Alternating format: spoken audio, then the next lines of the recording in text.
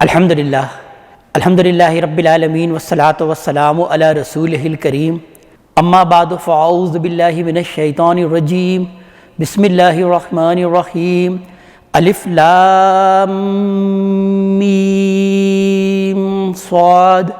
کتاب انزل الیک فلا یکن فی صدرک حرج منہ لتنذر بہ وذکری للمؤمنین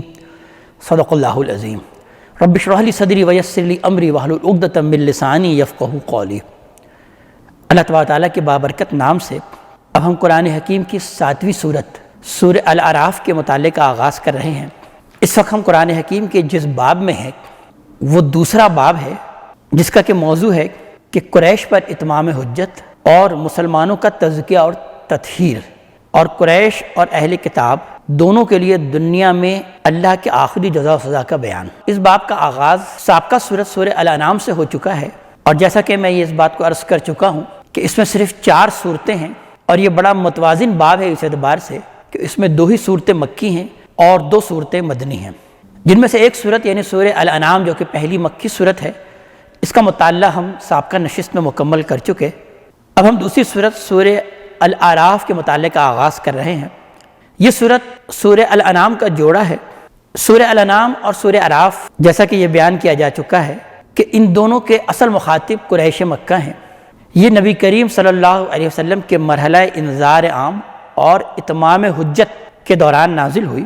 سورہ الانعام میں جس طریقے سے توحید، رسالت اور معاد یعنی آخرت کے بنیادی مسائل کے بارے میں بیان کیا گیا اور اس کی بھرپور دعوت بھی دی گئی، اس کے لیے اللہ تبارک تعالیٰ نے انتہائی خوش اسلوبی سے اس میں استدلال بھی کیا۔ تو سورہ الاعراف میں ہم یہ دیکھیں گے کہ انہی حقائق کا اثبات اللہ تبارک تعالیٰ تاریخی دلائل کے ساتھ کریں گے اس صورت میں۔ یعنی الانعام میں دعوت کا اسلوب غالب ہے تو الاعراف میں انذار یعنی تنبیہ کا اسلوب غالب ہے۔ تو اس طرح سے سورہ الاعراف کا موضوع ہے قریش کو انذار اور انہیں یہ تنبیہ کہ رسولوں کے انکار کے کچھ نہ کچھ نتائج تو بھگتنے پڑیں گے۔ اگر تم نے جان بوجھ کر رسولوں کا انکار کیا تو تم پر ضرور اس کے نتائج کا سامنا کرنا پڑے گا۔ لہذا ہم دیکھتے ہیں کہ سورہ الانعام میں ان کو تو بھرپور دعوت دی گئی کہ یہ رسول جو تم میں مبعوث ہوئے ہیں ان پر ایمان لے کر آؤ، اور اگر تم نہیں ایمان لے کر آؤ گے تو اسی دنیا میں اللہ کے عذاب کے مستحق ہو جاؤ گے۔ اور پھر سورہ اعراف میں ان سابقہ رسولوں کی امتوں کا واقعہ تفصیل سے ہمارے سامنے آئے گا، ان قوموں کے واقعات تفصیل سے ہمارے سامنے آئیں گے کہ جن میں اللہ تعالیٰ کے رسول مبعوث ہوئے اور ان قوموں نے ان کا انکار کر دیا۔ تو جن لوگوں نے ان کا انکار کر دیا اللہ تبارک تعالیٰ کا ان پر عذاب آ گیا، یعنی حضرت نوح علیہ السلام، حضرت ہود علیہ السلام، حضرت صالح علیہ السلام، حضرت شعیب علیہ السلام اور حضرت موسیٰ علیہ السلام جو کہ اللہ تبارک تعالیٰ کے اولو العزم من الرسل ہیں۔ یہ جب اپنی قوم میں مبعوث ہوئے تو قوم کے جن لوگوں نے ان کا جان بوجھ کر انکار کر دیا وہ اس دنیا میں بھی بچ نہیں سکے، اللہ تعالیٰ کا ان پر عذاب آ گیا۔ اور جیسا کہ میں یہ بات عرض کر چکا ہوں کہ رسول در حقیقت اپنے ساتھ اسی قیامت کو لے کر آتا ہے، اور وہ یہ کہتا ہے کہ میں وہ قیامت اس دنیا میں برپا کر دوں گا جو کہ آخرت میں آنے والی ہے، اس کا ایک حصہ میں تم کو دکھا دوں گا کہ اگر تم نہیں مانو گے تو وہ قیامت تم پر آ جائے گی۔ لہذا سورہ الاعراف میں اس بات کو بیان کیا گیا کہ وہ قیامت ان پر کس طریقے سے وارد ہوئی۔ ایک اور انداز سے ان صورتوں کا جوڑا ہونا حضرت شاہ ولی اللہ رحمۃ اللہ اس کو بیان کرتے ہیں کہ مکی صورتوں کا جو اصل مضمون ہے وہ ایمانیات ہے اور تذکیر ہے۔ اس ایمانیات کی دعوت اور اس تذکیر کی دعوت کو اللہ تعالیٰ 2 انداز سے بیان کرتے ہیں۔ ایک کے لیے وہ عنوان منتخب کرتے ہیں التذکیر بآلاء اللہ، اور دوسرے کے لیے وہ عنوان منتخب کرتے ہیں التذکیر بایام اللہ، یعنی التذکیر بآلاء اللہ، اللہ تعالیٰ کی نشانیوں کے ذریعے سے، اس کی نعمتوں کے ذریعے سے یاد دہانی کرانا اور دلائل دینا۔ تو سورہ الانعام در حقیقت التذکیر بآلاء اللہ کی نوعیت کی صورت ہے جس میں اللہ تبارک تعالیٰ کی نشانیوں کے ذریعے سے، اللہ تعالیٰ کی نعمتوں کے ذریعے سے، اس کی خلاقی اور صنائی کے ذریعے سے توحید، رسالت اور معاد کے دلائل دیے گئے۔ اور سورہ الاعراف کا موضوع التذکیر بایام اللہ ہے، یعنی اللہ تعالیٰ کے ان بڑے بڑے ایام کے ذریعے سے تذکیر کرانا، یعنی وہ دن، وہ بڑے ایام جس میں رسولوں کی قوموں پر اللہ کا عذاب نازل ہوا، اس کے ذریعے سے تذکیر کرانا، یہ سورہ اعراف کا موضوع ہے۔ تو مکی صورتوں میں ہم یہ جو جوڑوں ہونے کی مناسبت پائیں گے، ہم یہ دیکھیں گے تو اس میں یہ مناسبت پائی جائے گی کہ ایک پہلی صورت میں التذکیر بآلاء اللہ کا موضوع غالب ہوگا، تو اس کی جو جوڑا صورت، اس کی جو تمام صورت ہوگی اس میں التذکیر بایام اللہ کا موضوع غالب ہوگا۔ تو یہ صورت سورہ الاعراف یہ التذکیر بایام اللہ کی نوعیت کی صورت ہے، لہٰذا اس کے اندر انذار، تنبیہ اور ڈانٹ کا اسلوب ہم یہ دیکھیں گے کہ یہ غالب ہوگا، جبکہ اس سے پہلے ہم نے سورہ الانعام میں یہ دیکھا کہ انتہائی پیارے انداز سے اللہ تبارک تعالیٰ نے خوشنما اسلوب میں توحید کے دلائل کو پیش کیا اور بھرپور دعوت دی انتہائی دلائل کے ساتھ کہ تم توحید کو مان لو، اس کا اقرار کر لو، اس چیز کو ہم نے تمہارے نفس کے اندر پہلے سے ودیت کر دیا ہے، یعنی تمہارے آفاق اور انفس میں اس توحید کے دلائل موجود ہیں۔ کھول آنکھ، زمین دیکھ، فضا دیکھ، فلک دیکھ، مشرق سے ابھرتے ہوئے سورج کو ذرا دیکھ، ذرا زمین کو دیکھو، فضا کو دیکھو اور فلک کو دیکھو تو تمہیں اللہ تعالیٰ کی نشانیاں مل جائیں گی۔ یہ موضوع تو سورہ الانعام کا تھا، لیکن یہاں پر پھر ہم یہ دیکھیں گے کہ یہاں پر ایک ذرا سختی کا سا انذار ہے اور زجر اور ڈانٹ کا سا انداز ہے اس صورت میں۔ لہذا ارشاد ہوتا ہے کہ الف لام میم صاد، یہ پہلی آیت ہے جو کہ حروف مقطعات پر مشتمل ہے، جس کے بارے میں میں سورہ بقرہ اور سورہ آل عمران میں یہ عرض کر چکا ہوں کہ اس کے اصل مفہوم کو تو اللہ تبارک تعالیٰ یا اللہ کا رسول ہی جانتا ہے، ہم حتمی طور پر اس کے بارے میں کچھ نہیں کہہ سکتے، اس لیے کہ نبی کریم صلی اللہ علیہ وسلم سے مرفوعاً کوئی چیز ہم تک منتقل نہیں ہو پائی۔ اس کو حروف مقطعات اس لیے کہا جاتا ہے کہ ہم اس کو ملا کر نہیں پڑھتے بلکہ قطع قطع کر کے پڑھتے، یعنی الف الگ، لام الگ، میم الگ، صاد الگ، تو اس لیے ہم اس کو یوں پڑھتے ہیں کہ الف لام میم صاد۔ اس کا مفہوم مختلف مفسرین کرام نے متعین کرنے کی کوشش کی ہے، لیکن جیسا کہ میں اس بات کو عرض کر چکا ہوں کہ سب سے زیادہ قرین قیاس مفہوم وہ ہے کہ جو کہ اس دور میں مولانا حمید الدین فراہی رحمۃ اللہ علیہ نے متعین کیا، اور انہوں نے یہ خیال ظاہر کیا کہ یہ صورتوں کے وہ نام ہیں جو اللہ تبارک تعالیٰ نے رکھے ہیں، یہ اصل میں صورتوں کے نام ہیں، یعنی بعض صورتیں تقریباً 29 صورتیں ایسی ہیں کہ جس میں اللہ تبارک تعالیٰ نے اس کے نام خود سے متعین فرمائے۔ اس طرح اس صورت کا نام بھی اللہ تعالیٰ ہی کا رکھا ہوا، یعنی یہ سورہ الف لام میم صاد ہے، یعنی صورتوں کے یہ جو عام نام مشہور ہیں یہ اللہ تعالیٰ نے نہیں رکھے بلکہ صحابہ نے بطور علامت اس کو مقرر کیا ہے کہ اس کے اندر، اس صورت کے اندر اعراف، اصحاب الاعراف کا تذکرہ ہے جو ہم آگے چل کر پڑھیں گے، تو اس وجہ سے بطور علامت یہ صورت سورہ الاعراف کے نام سے مشہور ہو گئی، لیکن اصل نام اس کا الف لام میم صاد ہے، لہذا وہ اس کا ترجمہ کرتے ہیں الف لام میم صاد۔ یہ سورہ الف لام میم صاد ہے۔ کتاب انزل الیک، یہ کتاب ہے جو کہ ہم نے آپ کی طرف نازل کی ہے، نبی کریم صلی اللہ علیہ وسلم کو مخاطب کر کے کہا جا رہا ہے کہ یہ کتاب ہم نے آپ کی طرف نازل کی ہے، فلا یکن فی صدرک حرج منہ، تو اس سے آپ کے سینے میں کوئی تنگی نہ ہو، یعنی یہ کتاب ہم نے اس لیے نازل نہیں کی کہ آپ پریشان ہو جائیں، آپ کے اندر کوئی تنگی پیدا ہو، یعنی یہ مضمون قرآن حکیم میں بار بار آ چکا ہے کہ چونکہ نبی کریم صلی اللہ علیہ وسلم کا یہ معاملہ تھا کہ اس قرآن حکیم کو پہنچا دینے کے لیے آپ اپنے آپ کو ہلکان کیے ہوئے تھے، فَلَعَلَّكَ بَاخِعٌ نَفْسَكَ عَلَىٰ آثَارِهِمْ إِن لَّمْ يُؤْمِنُوا بِهَٰذَا الْحَدِيثِ أَسَفًا، جیسے کہ سورہ کہف میں اس بات کو بیان کیا گیا، اور سورہ طٰہٰ میں بھی ہم یہ دیکھیں گے کہ اللہ تعالیٰ نے اس بات کو بیان کیا کہ طٰہٰ مَا أَنزَلْنَا إِلَيْكَ الْقُرْآنَ لِتَشْقَىٰ، کہ ہم نے یہ قرآن آپ پر اس لیے نازل نہیں کیا کہ آپ کسی مشقت میں پڑ جائیں اور اپنے آپ کو ہلکان کریں، آپ کا کام صرف صاف صاف پہنچا دینا ہے، کسی کو کنورٹ کر دینا اور کسی کو تبدیل کر دینا یہ آپ کی ذمہ داری میں سے نہیں ہے۔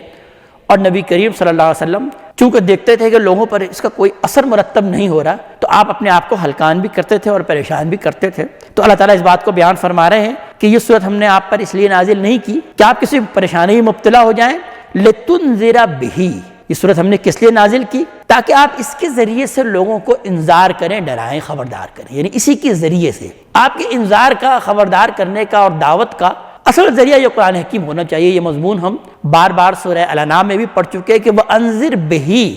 آپ انذار کیجئے کیسے؟ اسی قرآن حکیم کے ذریعے سے، کوئی ادھر ادھر کی قصے اور کہانیاں اور واقعات بیان کر کے انذار مت کیجئے، کوئی محض اپنے طرف سے کوئی ڈراوے کے واقعات مت بیان کیجئے، بلکہ اس قرآن حکیم کو ایز اٹ از ان کے سامنے پیش کر دیجئے، اس قرآن حکیم کو ایز اٹ از ان کو بیان کر دیجئے، اسی کے ذریعے سے انذار کیجئے۔ تو یہ قرآن حکیم اس لیے نازل کیا کہ تاکہ آپ اس کے ذریعے اسے انذار کریں، اور یہ قرآن حکیم اب رہتی دنیا تک اسی طریقے سے رہے گا، قائم رہے گا، دائم رہے گا۔ آپ اب اس دنیا میں نہیں ہوں گے لیکن یہ قرآن ہوگا، تو اب اس قرآن کے ماننے والے ان کی اب یہ ذمہ داری ہوگی کہ وہ بھی اگر لوگوں کو انذار کریں گے، تبلیغ کریں گے، دعوت دیں گے تو اس قرآن حکیم ہی کے ذریعے سے، نہ کہ اپنے طور پر کوئی اپنا فکر، اپنا فلسفہ اور اپنے خیالات لوگوں کو بیان کریں گے، نہ اپنے طور پر کوئی من گھڑت واقعات گھڑ کے لوگوں کو اس کو بیان کریں گے اور اس کے ذریعے سے لوگوں کو ڈرائیں گے، بلکہ لوگوں کو ڈرانا اور انذار کرنا اور خبردار کرنا اسی کو اب قرآن حکیم کے ذریعے سے ہوگا رہتی دنیا تک۔ تو اس بات کو اللہ تعالیٰ نے بیان فرمایا کہ لِتُنذِرَ بِهِ، یہ قرآن ہم نے اس لیے آپ پر نازل کیا کہ آپ اس کے ذریعے سے انذار کریں، وَذِکْرَىٰ لِلْمُؤْمِنِينَ، اور یہ ذکرہ ہے، یاد دہانی ہے، نصیحت ہے اہل ایمان کے لیے، تمام ماننے والوں کے لیے، جو بھی اس کو قبول کر لے اس کے لیے یہ یاد دہانی ہے، نصیحت ہے۔ اتبعوا ما انزل الیکم من ربکم، اب لوگوں کو حکم دیا گیا جمع کے صیغے میں کہ تم سب پیروی کرو جو کہ تم پر نازل کیا گیا ہے تمہارے رب کی جانب سے، یعنی اے انسانوں، اے لوگوں، تم پر یہ اللہ تعالیٰ کی طرف سے یہ کلام آ چکا ہے جو کہ محمد صلی اللہ علیہ وسلم تم کو پیش کر رہے ہیں۔ اب تمہاری ذمہ داری کیا ہے کہ تم اسی کی پیروی کرو، تم اتباع کرو، اگر فالو کرو تو کس کو کرو؟ اپنے من گھڑت بنائے ہوئے دین کو، جس کا کہ تذکرہ ہم سورہ الانعام میں پڑھ چکے کہ ان کا اپنا من گھڑت بنایا ہوا دین تھا، اس کو فالو کرنے کے لیے اور اس کی پیروی کرنے کے لیے تمہیں حکم نہیں دیا جا رہا، بلکہ جو تمہارے رب نے تم پر نازل کیا ہے اسی کی تم اب پیروی کرو، اسی کی اتباع کرو۔ وَلَا تَتَّبِعُوا مِن دُونِهِ أَوْلِيَاءَ، اور مت پیروی کرو اس کے سوا دوسرے اولیاء کی، اس کے سوا دوسرے سرپرستوں کی، اس کے سوا، اس کو چھوڑ کر، اس کو بائی پاس کر کے اور اس کے ورے ورے اب تم کسی اور شے کی، کسی اور اولیاء کی، کسی اور سرپرستوں کی تم پیروی مت کرو۔ قلیلا ما تذکرون، لیکن بہت کم ہے جو کہ تم یہ نصیحت قبول کرتے ہو۔ اکثر لوگوں کا معاملہ کیا ہے کہ وہ پھر اسی کی پیروی نہیں کرتے، اسی کو چھوڑ دیتے ہیں، نہ اس کو پڑھتے ہیں، نہ اس سے دین اخذ کرتے ہیں، نہ اس میں جو احکامات دیے ہیں وہ ان کی پریورٹی ہوتی ہے، بلکہ یہ ہے کہ اپنی مرضی سے کوئی انہوں نے دین بنا لیا ہوتا ہے اور پھر وہ اسی کی وہ پیروی کر رہے ہوتے ہیں۔ تو لہذا بہت کم ہے، اللہ تعالیٰ اس بات کو بیان فرما رہے ہیں جو اس نصیحت کو قبول کرتے ہیں۔ وَكَم مِّن قَرْيَةٍ أَهْلَكْنَاهَا فَجَاءَهَا بَأْسُنَا، اور ہم نے کتنی بستیاں ہیں جو کہ ہلاک کی، ان پر ہمارا عذاب آیا بیاتن، راتوں رات، او ہم قائلون، اور یا یہ ہے کہ وہ قیلولہ کر رہے تھے، یعنی دوپہر کو جو وہ آرام کرتے ہیں اس کے لیے یہ لفظ استعمال کیا جاتا ہے۔ قیلولہ یہاں پر آیا کہ یا وہ قیلولہ کر رہے تھے، آرام کر رہے تھے، یعنی وہ راتوں کو سوئے ہوئے تھے یا دن میں وہ آرام کر رہے تھے، اللہ تبارک تعالیٰ کا ان پر عذاب آیا اور وہ ہلاک ہو گئی۔ کتنی بستیاں ان کے واقعات تم پڑھ چکے ہو اور تم جانتے ہو، اور ابھی ان کے واقعات آگے ہم بیان بھی کر دیں گے کہ جب انہوں نے جان بوجھ کر انکار کر دیا، اڑ گئے اپنی ہٹ درمی پر، تو اللہ تعالیٰ نے پھر ان پر عذاب نازل کیا۔ فما کان دعواہم اذ جاءہم باسنا، تو اس کے سوا کچھ کہتے نہ بن پڑا کہ وہ پکار اٹھے کہ جب بھی ان پر ہمارا یہ عذاب آیا، الا ان قالوا انا كنا ظالمین، سوائے اس کے کہ وہ یہی کہتے کہ بس ہم ہی تھے ظلم کرنے والے، واقعی ہم نے ظلم کی روش اختیار کی، ہم نے جان بوجھ کر رسولوں کا انکار کیا، تو در حقیقت ہم نے اپنے آپ پر ظلم کیا۔ فَلَنَسْأَلَنَّ الَّذِينَ أُرْسِلَ إِلَيْهِمْ، تو پس ہم لازماً پوچھ کر رہیں گے کہ جن پر ہم نے رسول بھیجے تھے، جن لوگوں پر ہم نے رسول بھیجے تھے ان کو ہم کھڑا کریں گے آخرت میں، اور ہم ان سے سوال کریں گے، پوچھیں گے کہ تم نے ان کی بات کو قبول کیا۔ وَلَنَسْأَلَنَّ الْمُرْسَلِينَ، اور ہم لازماً رسولوں سے بھی پوچھیں گے کہ تمہیں کیا جواب ملا، یعنی تم دونوں جو ہے وہ اللہ تعالیٰ کے حضور حاضر ہو گئے، ہم رسولوں سے بھی پوچھیں گے تمہیں کیا رسپانس ملا تمہاری دعوت کا، اور یہ ہے کہ جن پر یہ رسول بھیجے تھے ہم ان سے بھی سوال کر کے رہیں گے۔ فَلَنَقُصَّنَّ عَلَيْهِمْ بِعِلْمٍ، اور ہم ان کو اپنے علم سے تمام احوال سنا دیں گے۔ وَمَا كُنَّا غَائِبِينَ، ہم کوئی غائب تو نہیں تھے، یعنی ہم خود وہاں پر موجود تھے، ہمیں پوچھنے کی کوئی ضرورت نہیں ہے کہ تمہارے ساتھ کیا معاملہ ہوا، بلکہ ہم خود گواہ تھے، یہاں پر ہم موجود، اللہ تعالیٰ بیان فرما رہے ہیں کہ ہم کوئی غائب تو نہیں تھے، تو لہٰذا ہم اپنے علم سے تم کو ساری بات بتا بھی دیں گے کہ تم نے کیا کیا رویہ اختیار کیا، رسولوں کے ساتھ کیا معاملہ کیا۔ وَالْوَزْنُ يَوْمَئِذٍ الْحَقُّ، اور وزن کی چیز اس روز حق ہوگا، یعنی جو قابل وزن چیز ہوگی وہ اصل میں حق ہی ہوگا۔ فَمَنْ ثَقُلَتْ مَوَازِينُهُ فَأُولَٰئِكَ هُمُ الْمُفْلِحُونَ، تو بس جن کے پلڑے بھاری ہوں گے، یعنی جنہوں نے نیک اعمال کیے ہوں گے جو کہ حق پر ہوں گے، وہی چیز قابل وزن ہوگی، اسی کا وزن کیا جائے گا، اور جس کے یہ حق اور یہ نیک اعمال اس کے پلڑے جس کے بھاری ہوں گے، فَأُولَٰئِكَ هُمُ الْمُفْلِحُونَ، یہی وہ لوگ ہوں گے جو کہ فلاح پانے والے ہوں گے، جن کے نیک اعمال، نیکیوں کے اس حق کے اعمال بھاری ہوں گے، در حقیقت یہی لوگ ہوں گے جو کہ فلاح پائیں گے۔ وَمَنْ خَفَّتْ مَوَازِينُهُ، اور جن کے اعمال ہلکے ہوں گے، ان نیک اعمال کا جن کے پاس وزن نہیں ہوگا، فَأُولَٰئِكَ الَّذِينَ خَسِرُوا أَنفُسَهُمْ بِمَا كَانُوا بِآيَاتِنَا يَظْلِمُونَ، تو یہی وہ لوگ ہوں گے جنہوں نے اپنے آپ کو خسارے میں ڈال کے رکھا، جنہوں نے اپنے آپ کو نقصان میں ڈال کے رکھا، اس لیے کہ وہ ہماری آیتوں کے ساتھ ظلم کرتے تھے، ہماری آیتوں کے ساتھ انصاف نہیں برتتے تھے، یعنی در حقیقت وہ ہماری آیتوں کا انکار کرتے تھے، تو اس طرح سے وہ اپنے اوپر ظلم ڈھارتے تھے، تو یہ وہ لوگ ہوں گے جو کہ جنہوں نے اپنے آپ کو خسارے میں ڈالے رکھا۔ وَلَقَدْ مَكَّنَّاكُمْ فِي الْأَرْضِ وَجَعَلْنَا لَكُمْ فِيهَا مَعَائِشَ، اور بے شک ہم نے تمہیں ٹھکانہ دیا اس زمین میں تم کو تمکن عطا کیا، اور تمہارے لیے اس میں معاش کے بہت سے سامان رکھ دیے، زندگی کے اس دنیا کے اندر تم کو اللہ تعالیٰ نے ٹھکانہ دیا تو دنیا میں تمہارے لیے تمہارے زیست کے بہت سے سامان بھی رکھ دیے. قلیلا ما تشکرون، لیکن تم بہت کم ہو ایسے کہ جو کہ شکر بجا لاتے ہو. یعنی اللہ تعالیٰ کی ان دی ہوئی نعمتوں سے فائدہ اٹھاتے ہو لیکن اس کا شکر نہیں کرتے. بہت کم ہے کہ جو کہ شکر کرتے ہیں. پھر آگے بیان ہو رہا ہے کہ تمہاری در حقیقت سرگزشت کیا ہے، اور ہم تمہارا واقعہ بیان کریں کہ تم کو ہم نے کیسے تخلیق کیا اور کیسے پیدا کیا. یعنی وہی قصہ آدم و ابلیس اللہ تبارک تعالیٰ یہاں پر اس بات کو دوبارہ بیان کر رہے ہیں، جس کے بارے میں عرض کر چکا ہوں کہ قرآن حکیم میں 7 مرتبہ اللہ تبارک تعالیٰ نے اس کو دہرا کر بیان کیا، اور اس سے پہلے ہم سورہ بقرہ میں بھی اس کو تفصیل سے پڑھ چکے. یعنی اس واقعے کو اللہ تعالیٰ نے 7 مرتبہ اس لیے بیان کیا کہ اس میں اللہ تعالیٰ نے اس حقیقت کو واضح کیا تم کو ہم نے کس طرح سے تخلیق کیا، تمہارا کیا معاملہ ہوا، اور تم کو اس دنیا میں ہم نے کیوں بھیجا، یہ دنیا ہم نے کیوں بنائی، کیا وجہ تھی تم کو ہم نے اس دنیا میں مبعوث کرنے کی، ہماری وہ اسکیم کیا ہے. اس اسکیم کو جیسا کہ ہم تفصیل سے اس سے پہلے سورہ بقرہ میں بھی جان چکے، یہاں پر اللہ تبارک تعالیٰ قدر اور تفصیل سے اس بات کو بیان فرما رہے ہیں کہ لہذا سنو اپنی سرگزشت کہ وَلَقَدْ خَلَقْنَاكُمْ ثُمَّ صَوَّرْنَاكُمْ، کہ ہم نے تمہیں تخلیق کیا، تمہیں پیدا کیا، پھر تمہاری صورت کشی کی، تمہاری شکل بنائی. ثُمَّ قُلْنَا لِلْمَلَائِكَةِ اسْجُدُوا لِآدَمَ، پھر ہم نے کہا فرشتوں سے کہ تم سب سجدہ کرو آدم کو. فسجدوا، تو سب نے سجدہ کیا، تمام فرشتوں نے سجدہ کیا، الا ابلیس، سوائے ابلیس کے. یعنی جنات، ابلیس جو کہ جنات میں سے تھا، سورہ کہف میں جو یہ واقعہ بیان ہوگا تو ساتھ ساتھ اس بات کی بھی وضاحت آ جائے گی کہ کانا من الجن، وہ جنات میں سے تھا. تو چونکہ جنات اپنی خلقت کے اعتبار سے فرشتوں سے زیادہ دور نہیں ہیں، تو علی سبیل التبلیغ جنات بھی اس حکم میں شامل ہو گئے. یعنی یہ حکم صرف فرشتوں کو نہیں دیا گیا تھا بلکہ جنات کو بھی دیا گیا تھا، لیکن ان میں سے ایک ابلیس، اس نے اس سجدے سے انکار کر دیا. لم یکن من الساجدین، وہ سجدہ کرنے والوں میں سے نہیں تھا.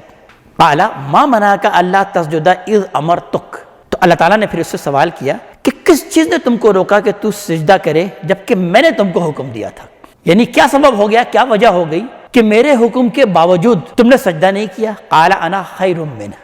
تو ابلیس نے جواب دیا کہ میں اس سے بہتر ہوں. جس مخلوق کے سامنے تو ہمیں سجدہ ریز ہونے کا حکم دیتا ہے، جھکنے کا حکم دیتا ہے، تو در حقیقت میں اس سے بہتر ہوں. خلقتنی من نار وخلقتہ من طین، اور کیسے میں اس سے بہتر ہوں کہ تو نے مجھے آگ سے پیدا کیا اور اس کو تو نے مٹی سے پیدا کیا. یعنی اپنی خلقت کے اعتبار سے میرا جو مادہ تخلیق ہے وہ آگ ہے، وہ زیادہ لطیف ہے، اور اس کو تو نے میرے بنسبت ایک گھٹیا شے سے پیدا کیا، یعنی مٹی سے پیدا کیا، تو میں ایک اعلیٰ مخلوق ہوں. اس کے اندر یہ تکبر اور انانیت جاگ اٹھی. اللہ تعالیٰ نے پھر اس کا جواب دیا قال فاہبط منہا، تو پس اب تو اتر جا یہاں سے. یعنی تو اس لائق نہیں ہے کہ میرے اب دربار میں رہے. اتر جا سے مراد کہ یہ جو میرا عالی شان دربار ہے جس کے اندر میں نے تجھ کو بھی اجازت دی تھی آنے کی، اب یہاں سے تو دفع ہو جا، نکل جا، گیٹ آؤٹ. فما یکون لک ان تتکبر فیہا، اور تیرے لیے یہ جائز نہیں ہے، تیرے لیے یہ روا نہیں ہے کہ تو یہاں پر اس میں میرے اس دربار میں، میرے اس بارگاہ میں تو تکبر کا مظاہرہ کرے. یہ اصل میں انانیت ہے اور تکبر ہے کہ تو یہ سمجھ رہا ہے کہ میں کوئی اعلیٰ مخلوق ہوں،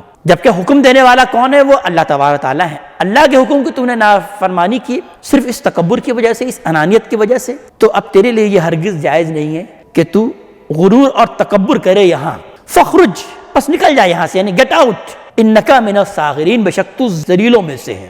قال انظرنی الی یوم یبعثون، ابلیس نے پھر ایک درخواست کی کہ آپ مجھے مہلت دیجئے اس وقت تک کہ جس دن کے لوگ اٹھائے جائیں گے، یعنی قیامت تک ذرا مجھے مہلت دیجئے. قال انک من المنذرین، اللہ تعالیٰ نے کہا جا تجھے مہلت دی گئی، تو مہلت ملنے والوں میں سے ہے، مہلت ملی تجھے. قال فبما اغویتنی، تو پھر ابلیس نے جواب دیا کہ جس طریقے سے تو نے مجھے گمراہ کیا، اغوا کیا، لأقعدن لهم صراطک المستقیم، تو میں لازماً بیٹھوں گا ان کے لیے سیدھے راستے پر، یعنی ان کو گمراہ کرنے کے لیے اب میں ان کے سیدھے راستے پر بیٹھوں گا. یعنی اسی انسان کی وجہ سے میں اس راستے سے بھٹک گیا، تو لہٰذا اب میں اس انسان کو بھی نہیں چھوڑوں گا، میں اس کے صراط مستقیم پر بیٹھ جاؤں گا اور اس کو سیدھے راستے پر آنے نہیں دوں گا. ثم لا آتینہم من بین ایدیہم ومن خلفہم، اور پھر اس نے کہا کہ میں ضرور آؤں گا اس پر ان کے آگے سے بھی اور ان کے پیچھے سے بھی. وعن ایمانہم وعن شمائلہم، اور میں اس کے دائیں طرف سے بھی آؤں گا اور میں اس کے بائیں طرف سے بھی آؤں گا، یعنی ہر طرف سے میں اس پر حملہ آور ہوں گا. ولا تجد اکثرہم شاکرین، اور آپ ان کی اکثریت کو شکر کرنے والا نہیں پائیں گے. یعنی اب میں ان کو ورغلانے اور بہکانے کا بیڑا اٹھا لیا ہے، میں اس سے اپنا بدلہ لوں گا، انتقام لوں گا، اور اس کے آگے سے، اس کے پیچھے سے، اس کے دائیں سے، اس کے بائیں سے، یعنی مراد یہ ہے کہ ہر طرف سے کوئی بھی میں جگہ ایسی نہیں چھوڑوں گا کہ جس پر میں ان سے حملہ آور نہ ہوں اور ان کو سیدھے راستے سے تو میں بہکائے کے ہی رہوں گا، ان کی اکثریت کو تو شکر گزار نہ پائے گا۔ قَالَ اخْرُجْ مِنْهَا مَذْءُومًا مَدْحُورًا، اللہ تعالیٰ نے اسی بات کو بیان کیا کہ تو نکل جا یہاں سے، بالکل دفع ہو جا،